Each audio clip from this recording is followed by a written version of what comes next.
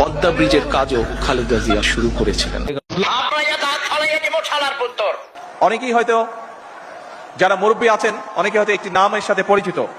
আমি এইরকম একজন মানুষকে গভীর কৃতজ্ঞতায় স্মরণ করতে চাই। তিনি ছিলেন মরহুম দারোগা রফিজুল্লাহ। এই মানুষটি 2014 সালে কবি নজরুল ইসলামকে ত্রিশালের কাজীর শিমলা গ্রামে নিজ বাড়িতে এনে আশ্রয় দিয়েছিলেন। একজন সাংবাদিক এক জায়গায় বলছে বিএনপি খাল খনন কর্মসূচি শুরু করেছে, এটি তাদের একটি রাজনৈতিক প্রোগ্রাম, এর কোথাও কোনো হিসাব নেই, কিছু নেই, এটা করতে হবে বলে করেছে। তো আমি খুব শ্রদ্ধার সঙ্গে ওনাকে বলতে চাই, খাল খনন কর্মসূচির সাথে এই ভূমিকম্প পর্যন্ত জড়িত।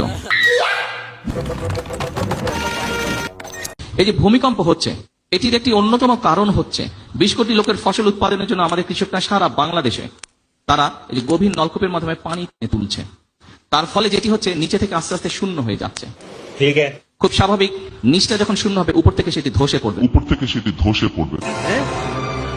তাই নয় কি? এটি তো স্বাভাবিক ব্যাপার।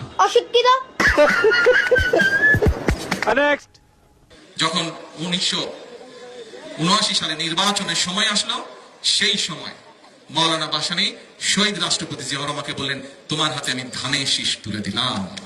রুকো যারা, সবার করো।